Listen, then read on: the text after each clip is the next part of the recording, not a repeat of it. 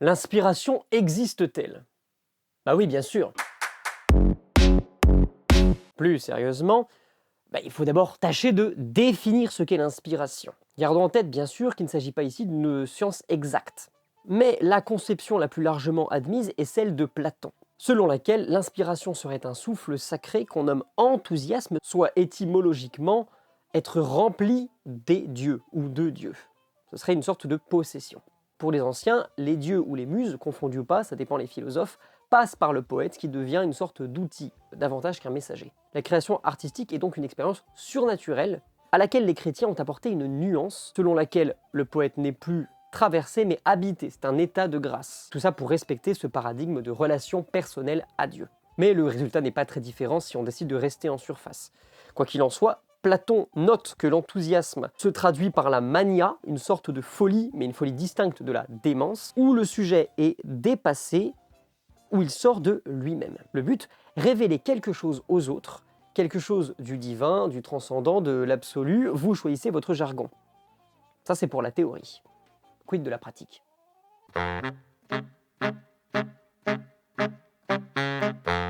Ça n'aura pas manqué de vous faire tiquer, je considère l'existence de l'inspiration comme une évidence. Mon titre, une fois n'est pas coutume, n'est qu'un grossier mensonge. C'est que cette chaîne n'a pas vocation à la philosophie mais à la poésie. C'est un peu bête mais voyez-vous, j'ai toujours été agacé qu'on parle de la théorie de l'inspiration, toutes ces définitions, tout ce discours autour de l'inspiration, surtout quand ça vient de personnes qui ne pratiquent pas les disciplines artistiques concernées. Or, du point de vue purement empirique, c'est-à-dire mon expérience personnelle, j'ai vraiment senti quelque chose au moment de l'écriture, une sorte de poussée indéfinie qui mettait les mots dans l'ordre. Cela peut se manifester de façon différente, parfois comme une force constante qui va nourrir tout un poème, parfois juste un éclat, une phrase, une bête expression, un groupe de mots qui ne suffit pas en lui-même pour remplir un vers. C'est extrêmement difficile à décrire, mais un jour, en relisant mes bons textes, parce qu'ils ne sont pas tous bons, loin de là, j'ai été frappé par cette pensée. J'ai l'impression que ce n'est pas moi qui l'ai écrit. Pourtant, évidemment que c'était moi. Je me souvenais des conditions d'élaboration, des difficultés que j'avais pu rencontrer. Ce qui est plus intéressant, c'est quand le poème vous rappelle très précisément un état émotionnel, profondément intime, presque plus exprimable par les sonorités que par les mots, et qu'on ne saurait communiquer à un ami autour d'un verre, le verre qu'on boit cette fois. Je veux dire par là que personne d'autre que moi n'aurait pu écrire exactement la même chose que ce poème-là, non tant du fait de la qualité du poème, mais du fait de sa charge de souvenirs et de sentiments uniques, et du fait que ces sentiments disparaîtront en même temps que moi, avec le temps, puisque davantage liés à ma personne qu'à mon poème, soit ce qui a le potentiel de me survivre, ce qu'on appelle évidemment la postérité. Ce qui donnerait à la poésie, la seule discipline littéraire que l'on puisse qualifier d'art davantage que de littérature, bon ça faites pas gaffe, ça s'appelle le complexe de supériorité du poète, ça donnerait donc à la poésie une essence paradoxale en ce qu'elle dépasserait la fonction communicative ou purement communicative du langage, qu'elle déborderait le signifié. Alors, le signifié pour ceux qui ont encore une âme, ça veut dire ce que signifie un mot, globalement. Et c'est pour ça qu'on a inventé le concept de signifiant, nos critiques littéraires ont du talent, qui désigne la valeur purement sonore d'un mot. Pour moi, et cette fois je suis très sérieux, la poésie est le sommet de la littérature parce qu'il est dans sa nature de déployer et d'accorder le signifié et le signifiant d'un mot, de rendre cohérent un propos et une musique, sans musique autre que celle de la langue. Bref, je n'ai pas d'autre argument, et n'essaie pas d'en avoir d'autre que celui de la sensation, une sensation physique qui résulte d'un poème, soit le mariage de l'âme et de l'intellect. Je suis bien conscient qu'un témoignage comme le mien, sur un bordel aussi peu quantifiable, doit en laisser un certain nombre sur sa fin. Mais si la poésie peut dresser des ponts entre les âmes, le chantier est interdit au public. Âme encore défendant. J'ai également pensé à demander à plusieurs poètes et amis comment ils vivaient le moment précis de l'inspiration, mentalement et physiquement, et j'ai la plupart du temps reçu des réponses analogues aux miennes. Aussi, je propose aux poètes et aux artistes qui passeraient par là de me dire dans les commentaires ce qu'ils ressentent au moment de l'enthousiasme. Et vous allez voir, c'est pas si facile, ne serait-ce que parce qu'on est pris à ce moment par son travail et donc pas par soi. Autre argument, selon moi, qui justifie la vision de l'art comme une communication, un lien, davantage qu'une expression nombriliste. Je voudrais également résumer rapidement la thèse de Pérez et Lewis dans Clés pour la poésie, selon laquelle l'inspiration se divise en 3 phases. L'idée, qui peut aller d'une simple image à un vers complet, la gestation, le moment où tout ça va mûrir, Et enfin, l'écriture. Je suis relativement d'accord, parce qu'il m'est arrivé plusieurs fois de noter des idées qui n'ont pu prendre forme qu'après la contemplation d'une image précise. Par exemple, mon poème La Conversion, qui narre le suicide d'un poète après que celui-ci ait décidé de reconnaître le Christ et sa vérité. Ce poème presque complet m'est venu après la contemplation pendant une petite course d'une image particulière, en l'occurrence une cigarette qui agonisait sur un trottoir et dont la fumée coulait presque à l'horizontale sur le sol à cause du vent. On aurait dit de l'eau. Et j'avais noté pendant les semaines précédentes, sinon peut-être les mois précédents, un certain nombre de vers et d'idées qui ont toutes pris forme, que cette image a débloqué. Pour autant, la théorie des deux auteurs donne la part belle à l'inconscient, qui est un peu le deus ex machina de la critique littéraire. Et puis, il me semble que la gestation longue peut disparaître du processus et fonctionner par fulgurance, même si je suis extrêmement prudent avec le principe. J'aurais bien livré d'autres considérations personnelles et reposant complètement sur mon ressenti, mon prof de latin me lapiderait pour ce barbarisme, mais je me contenterai d'un mini passage sur la question du génie. Ici, je vous passe les étymologies pour m'attaquer directement aux expressions concrètes. On balance ce mot à droite à gauche, mais je pense qu'il obéit à l'inspiration, dans la mesure où je fais la différence entre le génie et le coup de génie. Le génie, c'est l'auteur génial, qui n'a rien raté ou presque, qui, dans chaque ouvrage, vous fait comprendre quelque chose que vous avez toujours su. Mon archétype, une fois n'est pas coutume, est évidemment Baudelaire, parce que je relis chaque été Les Fleurs du Mal, et qu'outre mes petites obsessions étriquées, c'est toujours aussi bon. Il y a d'ailleurs un mot que je trouve extrêmement pertinent dans d'autres textes.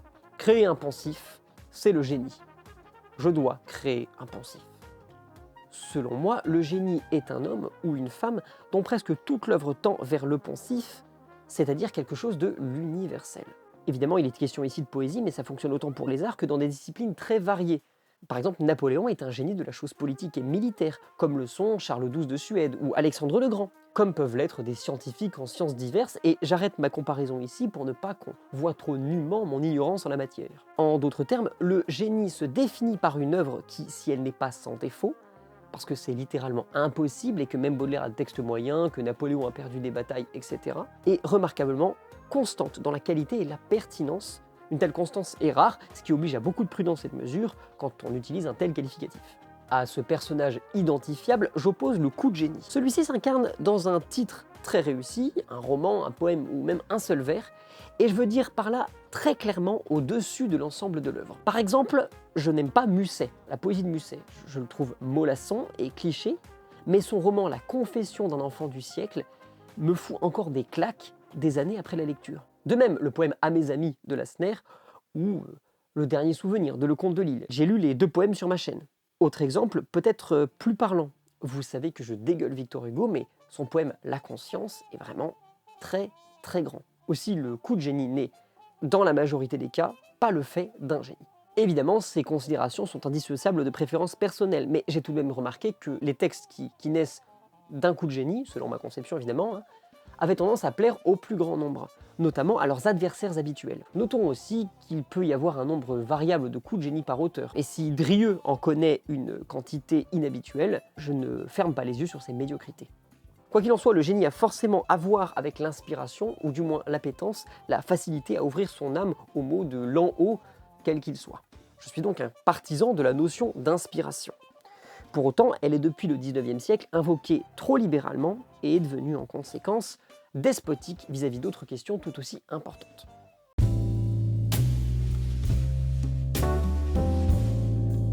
Au milieu de concepts et de règles très rationnelles, le principe d'inspiration se singularise par son caractère essentiellement surnaturel. Il est donc, passé la philosophie que nous avons abordée au début de la vidéo, impossible d'en donner une perception scientifique suffisante. C'est la raison pour laquelle la notion a été revendiquée ou déformée par plusieurs générations d'artistes. Les plus notables sont évidemment les surréalistes qui, paradoxalement à leur blase, la drapent dans les oripeaux scientifiques, pseudo-scientifiques en fait, de l'inconscient. En faisant ce choix, ils relativisent la surnaturalité du phénomène. À mes yeux, et notez bien qu'il s'agit de mon avis, c'est un aveu inconscient d'impuissance et de médiocrité. Drieux écrit à leur sujet dans Gilles qu'Aël a entendu dire que le génie était un délire. Il en a conclu que s'il délirait, il aurait du génie. Ou du moins, tout le monde se mettant à délirer, cette question gênante du génie n'existerait plus. Si vous n'étiez pas au courant, le Caël de Gilles n'est rien d'autre qu'un calque de Breton. De nos jours, l'approche psychanalytique a du plomb dans l'aile, mais elle a laissé l'empreinte durable de son relativisme. Si vous regardez cette vidéo, il est fort probable que vous soyez un poète ou un artiste, aspirant ou pas. Je suis prêt à parier une couille qu'à un stade de votre vie artistique, vous ayez décrit le processus comme étant venu comme ça. J'ai fait pareil, et dans une certaine mesure, je continue à le faire. Cependant, je l'ai entendu un nombre incalculable de fois comme justification devant une critique, notamment une critique formelle. De fait, en dépit de l'effritement des exigences formelles, en particulier la métrique, la notion d'inspiration est restée prégnante. Elle a même pris une place disproportionnée parce que, puisqu'on ne pouvait plus identifier la poésie par sa seule forme, il a bien fallu qu'on lui trouve un truc bien à elle. Le problème, c'est qu'en devenant la seule justification, le dernier rempart de l'inexplicable, l'inspiration a tourné au fourre-tout. D'abord, on l'a vu, pseudo-scientifique. Ensuite, par opposition à la rationalité, elle a tourné à l'exutoire. Seigneur, combien de fois je l'ai entendu ça? En fait, pour le dire très franchement, je ne crois pas à l'écriture comme exutoire, en tout cas pas un vrai, c'est-à-dire un exutoire barbare, ivre et, même si on va y revenir après, dionysiaque. Si elle est publiée déjà, c'est qu'on veut qu'on la lise. Arrêtons de mentir. Si un texte est incompréhensible, il l'est volontairement, ce qui implique une volonté de transmettre quelque chose de compréhensible par l'incompréhensible. On dit parfois que toute parole est politique et ne pas choisir, c'est choisir de ne pas choisir, donc choisir. Appliqué à l'art, ce raisonnement veut dire qu'il y a forcément un minimum de structure par le concours de la rationalité, bon gré mal gré. Si l'écriture n'est pas publiée, je ne crois pas non plus à l'exutoire, et vous savez pourquoi? Parce que celui qui a besoin d'un exutoire, d'un véritable exutoire, celui-là ne perd pas son temps à gribouiller des mots sur une feuille, encore moins s'ils n'ont pas de rapport les uns avec les autres. Non, il sera davantage occupé à hurler, à se rouler par terre, à casser des bouteilles, à tirer au hasard sur les passants. Et cette bastos, c'est pour cette couille molle de Breton qui disait que l'acte surréaliste le plus simple consiste, revolver au poing, à descendre dans la rue et tirer au hasard, tant qu'on peut, dans la foule. Et il disait ça en se délectant d'une dialectique de plus en plus tortueuse et en fuyant aux États-Unis pendant la Seconde Guerre mondiale. Personne n'est parfait, pas vrai? On me répondra peut-être qu'on peut ressentir le besoin de s'exprimer, de noter quelque chose comme on le fait dans un journal. D'accord, et même je suis d'accord, mais si ce ne sont que des pensées venues, sans organisation, vous ne pondrez que des rebuts, des enfants prématurés, et vous osez vous satisfaire de ces avortons comme si vous aviez donné naissance au Messie himself. Et du reste, si je conçois aisément qu'écrire ou hurler puisse être cathartique pour l'auteur, je ne pense pas que ce le soit pour le lecteur ou le public, qui est, au moins dans une certaine mesure, passif, en tout cas dans la position de celui qui reçoit, à moins de gueuler à l'unisson. Mais dans ce cas-là, l'artiste s'efface complètement, et pas dans le bon sens, il s'efface pas derrière son œuvre, il ne transmet plus rien, quoi. Si on veut la transmettre, et on veut la transmettre dans le cas où on l'écrit et on la publie, l'émotion se rationalise forcément. Je me demande si dans un Occident matérialiste, le contact avec la transcendance n'est pas amoindri au point que, tenaillé par la terreur primitive que ressentait l'australopithèque devant le feu, le poétastre n'ose rien que le recueillir sur un brandon ridicule qui s'éteindra au premier coup de vent, au lieu d'en tirer l'apprentissage qui fait de notre espèce la maîtresse du globe. Ça, ou alors ce que j'appelle la tentation de l'artiste. Ressentant la tendance surnaturelle, le poète décide de la garder jalousement, dans des productions volontairement obtuses, ou de la croire venue de lui, à mes yeux par malhonnêteté, parce que ce caractère surnaturel est évident. Il se prend alors pour Dieu et en profite pour attirer sur lui une considération déplacée. C'est de là, je crois, que vient l'arrogance ridicule d'un très grand nombre de poètes, anciens ou pas, connus ou pas. Parce qu'il y en a même qui se consolent de l'insuccès de cette façon. Pour le fanatique religieux qui est juste là, ce n'est jamais rien que la parabole des talents dans l'évangile selon Matthieu, où un maître quitte ses serviteurs pour partir en voyage. Il leur laisse respectivement 5, 2 et 1 talent, soit à l'époque de Jésus, unité de mesure de monnaie. Les deux premiers, ceux qui ont le plus reçu, font fructifier la somme et la doublent. Le troisième enterre le talent par peur du maître. Quand ce dernier revient, il récompense les deux bons serviteurs, tandis que le dernier est foutu dehors. Alors je ne suis pas en train de vous menacer de damnation éternelle, évidemment. Je n'évoque cette parabole que pour vous engager à faire fructifier votre talent, et c'est même pas un jeu de mots, le mot talent vient de cette parabole, pour le plus grand bien de l'humanité. Et rien que ça. Quand je vous dis que je prends l'art au sérieux, je déconne zéro. Le grand absent du paradigme contemporain que je viens de décrire est le travail. Attention, je ne suis pas en train de proclamer que les artistes contemporains n'ont aucune technique. Je ne nie pas non plus qu'il y ait une lacune certaine de maîtrise au profit de l'idée toute puissante. Ici, je voudrais resserrer mon analyse sur la poésie, non seulement parce que je la connais mieux, mais surtout parce qu'elle s'apprend de façon moins institutionnelle et plus autodidacte, quand bien même il existe quelques formations. Pour ce faire, je vais convoquer deux notions antiques puis nietzschéennes antithétiques. Et j'insiste là-dessus, je vais les remodeler un peu pour servir mon propos. Il s'agit de la dichotomie entre dionysiaque d'un côté et apollinien de l'autre. Le premier correspond à l'ivresse au sens large, pas l'ivresse de l'alcool, plutôt une sorte de ferveur religieuse, esthétique, etc. Là où l'autre définit une tendance naturelle d'un être à l'ordre. C'est l'apollinien, selon Nietzsche, qui a permis la beauté de l'art grec et par extension européen. Nous revoilà dans la philosophie, alors permettez-moi d'en ressortir, en notant tout de même que la pulsion dionysiaque ne correspond pas exactement chez Nietzsche à l'inspiration. Non, c'est une sorte d'ivresse sacrée extatique plus ou moins incontrôlable. Je peux faire erreur parce que, je le répète, je ne suis pas bon philosophe, alors si c'est le cas, corrigez-moi dans les coms. J'ai donc décidé de réinterpréter ces concepts à ma sauce en rapprochant cette fois le dionysiaque de l'inspiration et l'apollinien de la technique, tout en leur attribuant un archétype. Quand j'étais en Hippocagne, donc la prépa littéraire, on avait affiché un recueil de divers textes théoriques, le Tourcel et Vassevière, pour obtenir les rudiments de la critique littéraire. Bah ouais, la prépa, c'est là où on découvre qu'on va davantage lire des textes qui parlent de textes que des textes eux-mêmes. Je m'arrête là, sinon je vais m'éloigner, mais si je considère qu'il faut avoir un minimum de pensée critique, je crois que la littérature mérite mieux que l'analyse d'elle-même.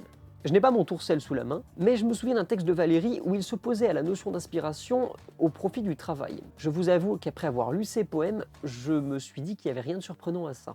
Valéry met en œuvre une métrique très poussée, chaque mot étant sous-pesé avec un soin admirable, et l'on reconnaît à chaque tournant l'empreinte d'une rare intelligence.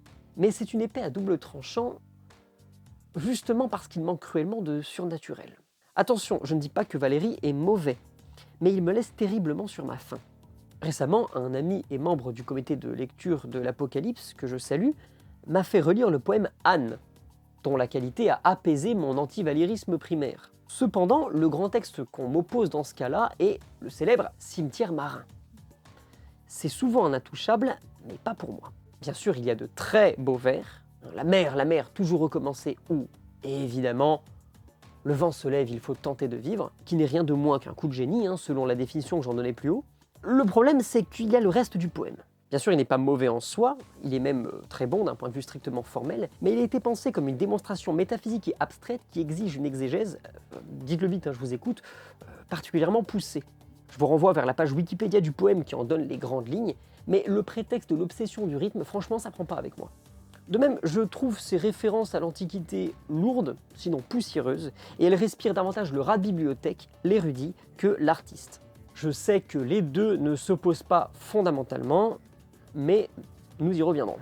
Bref, c'était encore une digression, après tout je suis le seul maître de cette chaîne après Dieu, mais retenez que Valéry oppose, avec quelques nuances, le travail à l'inspiration, notamment parce que le sien est métrique. Il faut compter aussi les travaux syntaxiques, grammaticaux, référentiels, etc. Sans doute ici peut-on percevoir l'influence de Boileau, 20 fois sur le métier, remettez votre ouvrage. Conseil juste au passage, encore qu'il faille vérifier de quelle fibre le métier est fait. Si Valéry est l'incarnation du poète apollinien qui applique une méthode avec brio mais est incapable d'en sortir, Lautréamont est celle du poète dionysiaque. Je vous ai compris! J'y reviens. Je n'aime pas Lautréamont. Ou plutôt, il ne m'impressionne pas. Je ne dis pas qu'il est mauvais ou je suis meilleur, bien sûr. Et ma critique n'est pas bêtement une critique de la prose, mais une critique de fond. Ce poète est assez hallucinant pour son époque, dans la mesure où il construit un récit fiévreux, cohérent dans son incohérence, si vous me permettez d'être un peu péteux, et poussant les limites de la moralité. J'entends par là que c'est une véritable débauche stylistique qui s'emploie à trouver les mots, les expressions et les situations les plus scandaleuses. Au menu, blasphème, pornographie, zoophilie, violence en toutes sortes, haine viscérale de l'humanité. Moi je suis baudelairien, au moins à l'origine. Je crois fermement que la beauté peut se trouver dans la merde, comme mon poète préféré, qui va jusqu'au fond des enfers pour cueillir son bouquet de fleurs maladives. Dans une certaine mesure, la démarche de Lautréamont est analogue, mais le résultat est radicalement différent. S'il y a quelque chose de jouissif dans ce chaos, si je pense que c'est ce qu'il y a de plus proche d'un exutoire, auquel je ne crois pas dans l'absolu, rappelons-le, il me semble que tout cela est plus pertinent comme explosion momentanée, comme bouffée d'air frais dans les poumons des jeunes gens que le monde et ses goûts écrasent. Pour autant, je l'ai lu dans une période propice à la révolte, sinon au nihilisme, dont je suis revenu il y a quelques années, et même à cette période, j'avais trouvé la lecture de Lautréamont lourde, quoique intéressante, étouffante, quoique brillante. Je vois d'ici les légions de jeunes gens pleins de bonnes intentions m'écrire que c'est fait exprès, mais est-ce que, au moins une fois, pour changer, on pourrait faire exprès de bien faire? Je triche un peu, je sais, parce qu'à l'époque, ce paradigme n'existe presque pas. Mais une fois n'est pas coutume, nous ne sommes plus au 19e siècle. Il faut désacraliser la personne de l'artiste et être capable de voir que les défauts volontaires d'une œuvre sont quand même des défauts. Par ailleurs, il faudrait rappeler que Lautréamont lui-même, Isidore Ducasse, de son vrai nom, a marqué une certaine distance avec les chants de Maldoror dans Poésie 1 et 2, soit ses derniers textes publiés. Nuançons également ma comparaison en notant que si Valéry a eu ses coups de génie, Lautréamont a énormément de culture et que sa syntaxe est évidemment travaillée, dit-on au piano. Ça c'est pour les évidences, et je profite de cette histoire de piano pour souligner que le processus n'est pas une justification. Je lis un livre, un texte avec un début et une fin, tout ça imprimé sur du papier, sur une surface finie, dans un langage fini, le tout formant un objet fini pour transmettre une œuvre finie. Je ne suis pas de ceux qui prétendent que ma lecture, mes évocations ou mes interprétations changent quoi que ce soit à l'essence profonde d'une œuvre.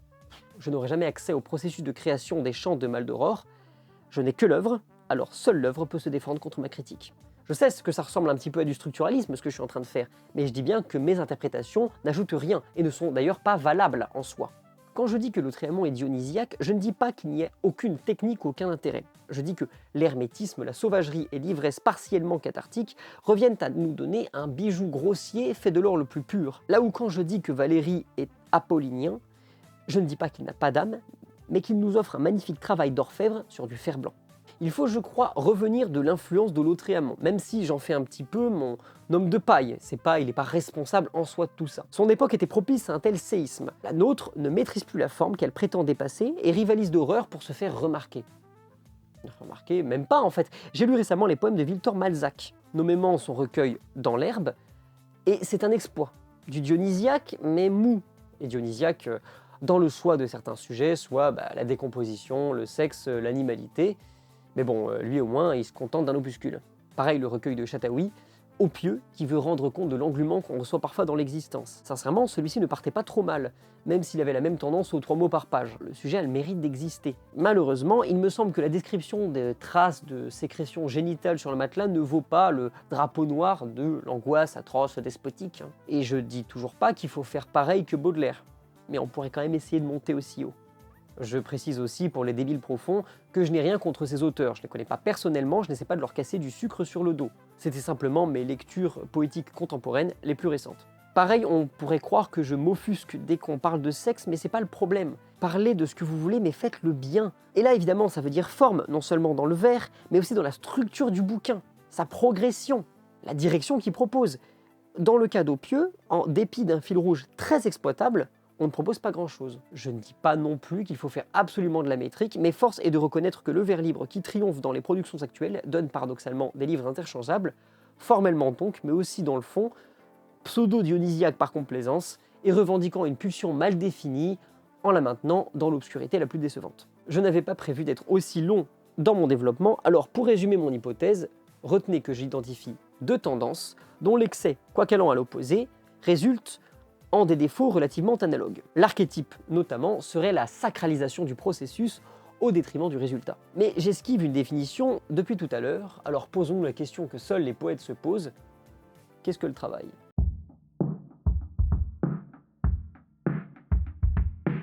Rien de bien compliqué en fait. Le travail est l'ensemble des techniques auxquelles un artiste peut faire appel. Dans le cas du poète, elles sont syntaxiques, métriques et référentielles. Et il y a sans doute plein d'autres catégories, mais il faudrait y réfléchir plus longuement. Plus le niveau d'un auteur dans sa maîtrise de la langue et des règles est élevé, plus l'éventail est large, et sur le papier, la qualité est au rendez-vous. J'insiste, sur le papier. Je répète dans toutes mes vidéos qu'il faut réapprendre la métrique avant d'écrire quoi que ce soit de poétique, parce qu'elle est plus complète, plus dense, stylistiquement parlant. Mais elle n'est pas une excuse en soi, parce qu'il existe une métrique médiocre ou insuffisamment soutenue par la syntaxe, le niveau de langue, etc. Je n'encense pas n'importe quel poète au motif qu'il est régulier dans son compte de syllabes, et le prétendre serait avouer ne pas avoir regardé mes vidéos. Je ne dis pas que tout poème métrique est par essence supérieur, je dis que le principe de métrique vaut mieux que les autres. Autrement dit, il y a la théorie et la pratique. Dieu sait qu'il existe des poètes métriques très médiocre, je suis payé pour le savoir, enfin pas payé mais je le sais. Mais le podium, si je puis dire, des meilleurs poètes est presque exclusivement composé de poètes métriques. Et je ne parle pas de mon petit podium personnel, hein. On répond souvent que c'est à cause de l'école, mais pour avoir fait plusieurs fois le test auprès de personnes peu amatrices de littérature, le vers libre ou la prose font lever un sourcil, là où Baudelaire et d'autres, Verlaine, Rimbaud, Racine, ce que vous voulez, ne laissent quasiment jamais indifférent. Pourtant la métrique est un sacré bazar d'intellectuels, d'outils au nom à coucher dehors. Oui, qu'as-tu pensé de ma coupe intralexe sémantique après mon rythme ternaire à double enjambante? Tu ne trouves pas que ça se marie vraiment bien avec mon casque mal itératif sur le binaire précédent? Et j'ai rien inventé, tout ça, ça existe. Oui, ça ressemble à de la bouillie universitaire, mais on n'accuse pas un musicien d'avoir une partition, un peintre de la perspective, plusieurs couleurs et taille de pinceau, et je n'ai pas assez de culture pour poursuivre mon analogie. C'est qu'à moins d'être dans le rare cas d'une métrique qui parle d'elle-même, comme dans, je sais pas, le sonnet et la manière de s'en servir de Corbière, la métrique est anti-sacralisation du processus, parce qu'on n'a pas besoin de maîtriser la technique pour l'apprécier. La connaissance de la technique donne un autre niveau, peut-être une appréhension plus profonde du texte, mais elle n'est pas absolument nécessaire. Le rythme, la rime, le mariage du fond et de la forme créent un équilibre naturel que l'oreille profane peut apprécier. Je l'ai déjà raconté plusieurs fois, quand j'ai commencé à adorer la poésie, j'ai commencé par Baudelaire et je savais à peine ce que c'était qu'un alexandrin. La technique canalise la pulsion première, la pulsion brute, pour la polir, la ciseler, la raffiner. Ceux qui accusent la métrique de casser l'émotion initiale font soit l'aveu de ne pas comprendre le principe, soit l'aveu de leur manque de talent dans celle-ci. Il faut vraiment comprendre que l'expression d'une émotion n'est pas l'émotion elle-même, sinon ce serait le même mot, pas vrai? Et si ça vous paraît évident, remerciez le ciel. Encore une fois, à proprement parler, la tristesse, ça n'est pas un mot, mais des larmes. La joie, c'est un rire ou un sourire. L'amour, ce n'est pas un mot, c'est un regard, une caresse, un baiser. Passer par la langue n'est pas une émotion, c'est l'expression d'une émotion, donc nécessairement une modification de celle-ci. Vous la faites passer, si je puis dire, par la porte étroite. Aussi, quitte à tailler un minerai, pourquoi ne pas le ciseler? Ensuite, il faut identifier que l'expression est une tendance vers l'autre qui se paie le luxe de n'avoir aucun sens ou d'être délicieusement trouble que depuis une période assez récente. En gros, depuis que le langage a pu cesser d'être performatif, c'est-à-dire depuis les retombées du triomphe de la bourgeoisie, là où les obligations et les travaux manuels s'éloignent de plus en plus de la plume. Vous n'êtes pas obligé de me suivre sur ce dernier point. Le travail est nécessaire, comme l'est l'inspiration, et il n'exclut pas le talent. Il y a des appétences particulières, des avantages que certains ont naturellement, là où d'autres se cassent le cul sur les textes pendant des années. Que voulez-vous, la vie est injuste. Alors que retirer de tout ça? Eh ben, pardonnez mon centrisme, mais il faut autant d'inspiration que de travail.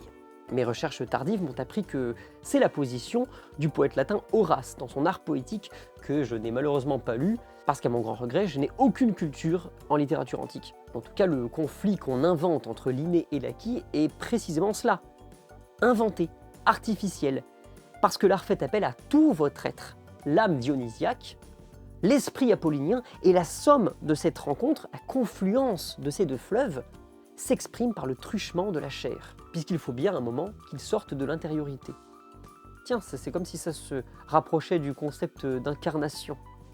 Mettons de côté que le procédé pourrait être conçu différemment quand il touche aux arts de la scène, mais je préfère me contenter de la littérature et du langage pour des raisons d'incompétence. Finissons sur ce parallèle en notant que le poème La Conversion, dont je vous parlais tout à l'heure, a longtemps été le meilleur de toute ma production. Or, il date de 2020 et j'ai entre-temps fait de gros progrès.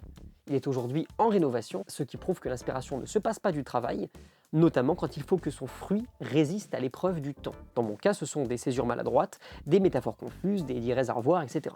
Pour autant, je suis volontairement passé sur une composante essentielle du travail, c'est-à-dire la référence. Je ne vois ce point traité nulle part, alors qu'il est peut-être l'écueil le plus commun chez les débutants.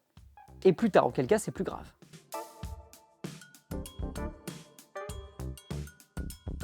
Je vous demande d'accueillir, pour cette partie, ce délicieux homme de paille. Je vais m'adresser à lui pour le reprendre et lui prodiguer des conseils, à la deuxième personne, afin que les plus ombrageux d'entre vous ne soient pas heurtés par ma didactique.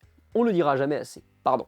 On ne le dira jamais assez. Pour écrire, il faut lire et ne jamais se croire arrivé. Le tout sans tomber dans l'excès du « je n'ai pas assez lu pour écrire » parce que de toute façon, vous n'aurez jamais assez lu. Malheureusement, pour des raisons très diverses, la lecture a tendance à prendre une place disproportionnée dans l'écriture. Concrètement, cela signifie des traces très visibles, trop visibles, d'autres textes dans les vôtres.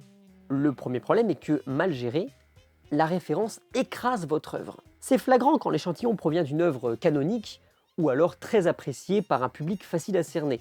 Dans le premier cas, Racine, Baudelaire, Rimbaud, enfin ce genre d'auteurs-là, hein. Et dans le deuxième, par exemple, le Cyrano de Bergerac de Rostand. J'entends qu'il y ait quelque chose de satisfaisant à saisir la référence, de presque flatteur, mais si je vous lis, c'est pour vous lire vous, pas des morceaux d'une autre œuvre qui n'a pas à faire ses preuves. Au point parfois que la qualité des passages cités révèle de façon éclatante les défauts des pages du citateur. Faut faire gaffe à ce qu'on met à côté, quoi. Et quand bien même ce dernier peut se débrouiller, il est vraiment dommage de s'appuyer constamment sur d'autres œuvres comme sur une béquille. Je ne nie pas que votre style, vos thématiques et tout ce qui constitue votre écriture soit une galaxie d'hypotextes et de lectures. Mais il y a ce que ces couillons d'anglophones appellent le je ne sais quoi, et qui, selon moi, tient autant à l'inspiration qu'à votre sel personnel. Notons aussi la référence involontaire. La littérature étant vieille comme le monde, ou presque, et extrêmement riche, il n'est pas rare de reprendre des motifs et des idées sans le savoir. Typiquement, et pour filer mon exemple, j'ai brodé dans La Conversion sur le motif de la cigarette. Or, je n'avais pas encore lu Laforgue à l'époque. Laforgue qui a un poème qui s'appelle La cigarette, où il parle de rejeter ce monde et l'autre. Oui, ce monde est bien plat, quant à l'autre, s'ornette. Le prof à qui j'avais fait lire mon texte avait fait remarquer, pour cette raison, l'influence peut-être excessive du 19e sur moi. Or, je lui avais fait lire en 2022 et entre-temps, j'avais lu Laforgue. Et j'ai pas pu me défendre de l'accusation, sinon très maladroitement. C'est un petit peu l'équivalent littéraire de gagner une dispute après coup, vous voyez, dans sa douche. D'autre part, ce motif de la fumée est un retournement religieux, donc lui-même une référence, et une référence à l'Ecclésiaste, vanité des vanités, encore, ouais j'en parle tout le temps, j'en ai rien à foutre, parce que vanité, littéralement, dans le texte original, il se traduit par buée, interprété par extension par fumée souvent. La même idée est retrouvée chez Corbière dans plusieurs poèmes, sans réel lien, sauf erreur de ma part, avec Dieu, que ce soit une critique ou un rattachement. D'autre part, et c'est un peu hors sujet, je ne considère pas la littérature critique comme de la littérature à part entière, parce qu'elle ne saurait exister sans le support direct de la vraie littérature, celle qui n'a pas besoin, ou pas forcément besoin, d'exégèse pour être appréciée. Et je dis bien appréciée au lieu de comprise. Je pense qu'on passe trop facilement, notamment depuis le 20e, sinon 19e siècle, sur le plaisir de la littérature, un plaisir qui peut être didactique, mais c'est pas obligatoire. Et je parle aussi d'un plaisir qui doit être le plaisir d'une âme, plus que d'un esprit. Un plaisir qui doit être plus qu'intellectuel. C'est ça que j'entends quand je dis que je ne veux pas lire des poèmes à glose, mais des poèmes tout court. Je rêvasse de faire, avec la critique universitaire, ce qu'ont fait les humanistes avec les commentateurs de la Bible, c'est-à-dire les dégager pour se consacrer directement, se confronter aux textes eux-mêmes. Pas que les notes soient inutiles, c'est toujours intéressant, notamment pour le contexte historique. Mais les grosses préfaces bien prout-prout qu'on trouve au début des collections de poésie que je ne citerai pas, c'est immangeable et surtout, putain, on s'en branle. Puisque je parle des humanistes, j'anticipe l'argument de Montaigne, qui ne fait que citer. Mais c'est normal. Il n'écrit pas de la poésie, des essais, c'est le principe de son genre littéraire. La référence, ça prend une place différente selon le genre littéraire, c'est évident. Chez Montaigne, en fait, ce ne sont pas des références, mais des arguments ou des illustrations d'arguments. Autrement dit, elle sert davantage son raisonnement que son style. De la même manière, pourrait-on reprocher sérieusement à Saint-Augustin de citer les Écritures quand il fait de la théologie, aussi lyrique soit-elle? Après, je sais pas, on m'a dit que j'avais jamais lu Saint-Augustin. Autre écueil, prétendre revisiter une œuvre par la citation. En un mot, feignasse, on s'en branle de votre interprétation. Si j'avais voulu la lire, j'aurais acheté un bouquin de critique, mais déjà, ça fait cher le PQ, et ensuite je veux lire de la poésie, du théâtre ou un roman, c'est-à-dire une voix bien à vous. Si Racine passait son temps à citer, il ne serait pas Racine. La Fontaine, me direz-vous, traduit Ésope et quelques autres. Oui, mais justement, il traduit déjà en vers français, avec son style bien à lui, et un truc qu'on n'a jamais retrouvé ailleurs, en tout cas pas aussi bien, selon le paradigme de l'imitation qui est la norme au XVIIe siècle, et même la fable est didactique, c'est pas un poème comme un autre la fable c'est le principe, elle doit apprendre quelque chose à quelqu'un. En revanche, oui moi aussi j'ai lu Baudelaire, Rimbaud, Racine, tous les grands auxquels vous faites référence, mais le problème c'est que je me fous complètement de ce que vous en faites. Qu'avez-vous à me donner qui vienne de vous? Qu'avez-vous perçu autrement qu'en lisant? Au passage, les fameuses références sont souvent presque vulgaires tant elles sont évidentes. Je me sens comme un albatros sur un bateau ivre, tu te fous de ma gueule? Vous savez, on dirait des politiques, toujours à la recherche du bon mot qui restera, en quoi ils n'auraient pas tort s'ils faisaient un boulot convenable, mais faute de culture et de talent, on en revient presque tout le temps aux citations niveau lycéen politisé. Oui, De Gaulle c'est cool, mais à un moment... Il s'agirait de grandir. Il s'agirait de grandir. Et oui, je sais que j'ai utilisé De Gaulle dans cette même vidéo, mais c'est fait exprès. Et vous avez vu comme c'est énervant? Plus sérieusement, il s'agit d'une question de contexte. Mes vidéos, je ne les considère pas comme de l'art. C'est un exercice de pensée, c'est une réflexion. Si on est vraiment sur le littéraire, ce serait une sorte d'article.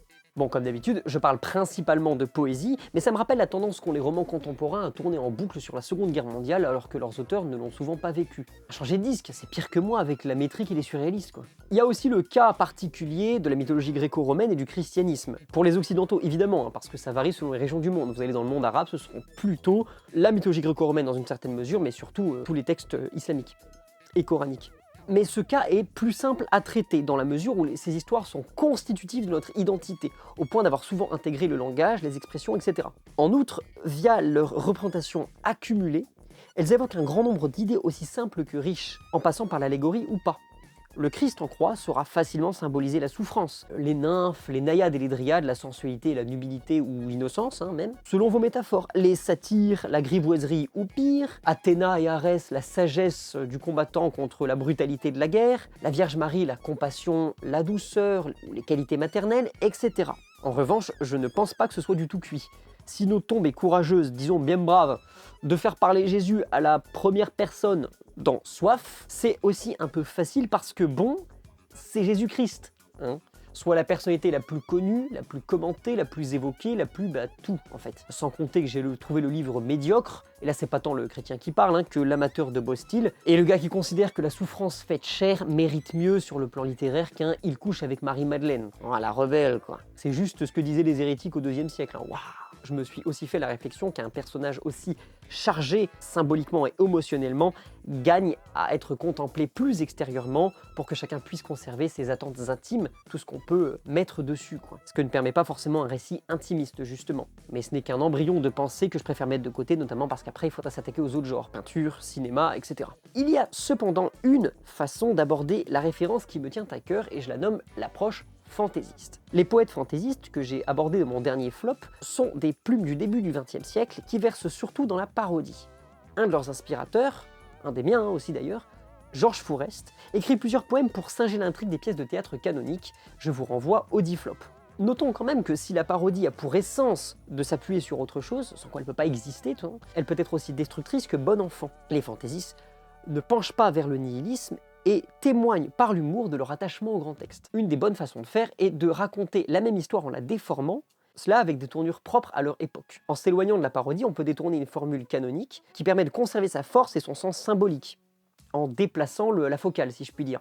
Par exemple, dans De Profundis Clamavi, Baudelaire détourne le psaume 129 en remplaçant Dieu par la femme aimée, lorsqu'il dit « J'implore ta pitié, toi l'unique que j'aime, du fond du gouffre obscur où mon cœur est tombé ».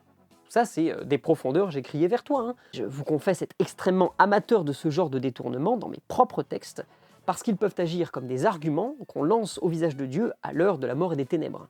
Bref, la référence, dans ce cas-là, est une bonne chose parce qu'elle est bien foutue. Vous savez, un de mes profs de prépa disait avec conviction « Une bonne dissertation, c'est de la merde ». Pourquoi ? Parce que l'élève qui recrache son cours le vomit, restitue des idées en morceaux, et sa sauce n'est qu'un mélange inachevé de suc gastrique. Bon, je me rends compte que la métaphore est particulièrement dégueulasse, alors contentons-nous de dire que le bon usage des références passe par leur digestion et non leur régurgitation. Si l'on considère que la métrique est vieillotte, c'est que ces incarnations modernes sont souvent calquées sur des poèmes romantiques, dont le langage est d'un autre temps. L'adaptation n'est pas seulement métrique, il y a aussi une question de langage, de contexte, d'invention, de personnalité. Les fantaisistes sont de bons poètes métriques qu'on ne peut pas confondre avec des romantiques. Il n'y aura plus jamais de Baudelaire, et tant mieux, d'autres noms se rangeront à ses côtés dans le panthéon des lettres, pas ces clones.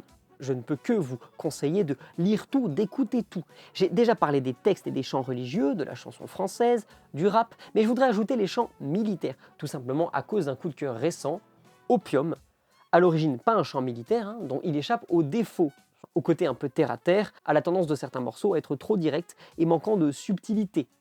En même temps, trouvez-moi la subtilité dans une Mag 58, quoi. Et au contraire, là, notre morceau a une mélancolie discrète, celle dont on ne parle pas, par fierté d'une part, mais aussi parce qu'elle est liée aux guerres coloniales que la France a encore du mal à regarder en face, autant vis-à-vis des anciennes colonies que vis-à-vis de la souffrance des troupes engagées à cette occasion.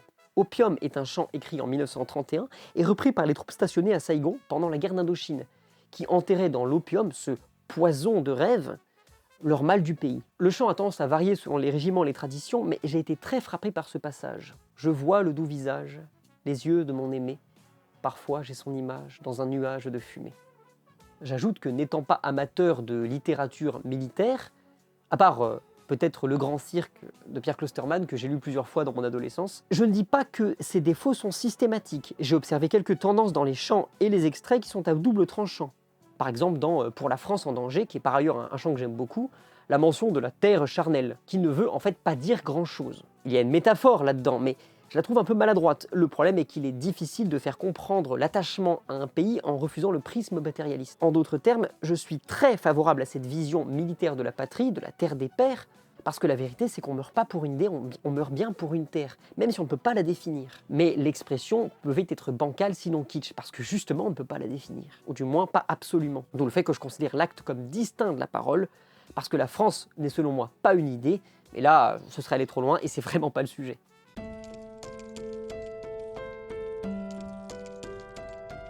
Vous l'aurez compris, je suis un partisan de la notion d'inspiration, comme don ou révélation d'une transcendance. Elle oblige cependant à beaucoup d'exigences puisqu'incarnant un flux, une coulée, qu'il faut raffiner ou ciseler, tout dépend de votre métaphore. L'élan initial ne doit ni être nié, ni devenir la seule modalité de la création poétique. Si elle devient un prétexte, elle n'est pas épurée.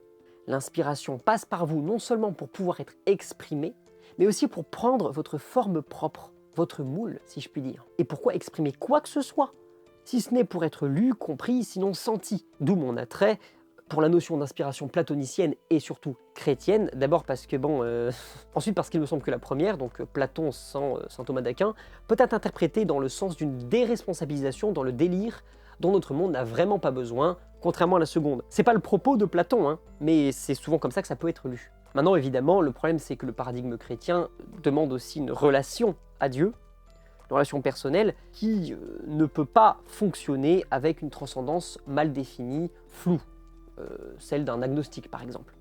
Le travail est quant à lui nécessaire pour éviter les écueils de l'archaïsme, de l'amollissement ou du relativisme. Il est important de faire fructifier son talent comme don reçu en essayant dans la mesure du possible de n'en tirer pas trop d'orgueil. Le travail, c'est la forme, mais aussi la lecture et l'apprentissage. Or, si l'artiste et le rat de bibliothèque sont rarement compatibles, l'adolescent mental, arrogant et inculte, gorgé du don qu'il a reçu sans le faire fructifier, ne sera pas capable d'autre chose que de grossières fulgurances. Or, je suis fatigué du suffisant, du c'est déjà bien. Je suis fatigué de devoir me contenter de textes, là où je devrais pleurer ou rester ébahi d'admiration et de reconnaissance.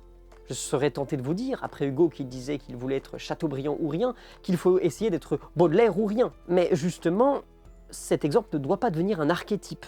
Parce qu'un grand artiste, aussi nourri de ses maîtres soit-il, n'en est pas moins profondément marquant de sa personnalité, de son essence propre.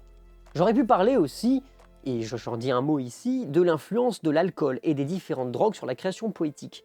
Mais je dois admettre n'y connaître que la théorie. Et là, comme le Baudelaire des paradis artificiels, je pense que les substances peuvent aider, mais ne sont pas absolument nécessaires, donc pas essentielles en fait à l'inspiration. Sans compter que le résultat est souvent très dionysiaque.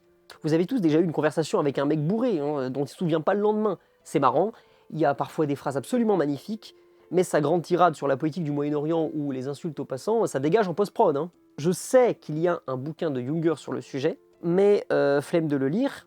Je vous aime bien, mais des limites. J'ai rien contre Junger, mais j'ai vraiment juste la flemme. D'autant que sa démarche semble excessivement scientifique, on ébauche ou on ne l'est pas. Je crois que j'arrive au bout. Je ne vous demande pas d'adopter ma posture, mais la comprendre vous permettra sans doute d'être plus en phase avec les attentes de l'Apocalypse. Ma petite revue sur Instagram. On y publie de la poésie métrique. Toutes les règles sont là-bas et les liens sont en description et en commentaire épinglé. De même, j'ai mon propre compte poétique sur le même réseau social où je publie mes textes qui sauront, je crois, clarifier cette vidéo par l'exemple. Si cette dernière vous a plu, like, commentaire, abonnement et tout le tralala, vous êtes de grandes personnes. Allez, que Dieu vous bénisse, moi, et qu'il bénisse tous ceux en qui il a planté son don. À bientôt.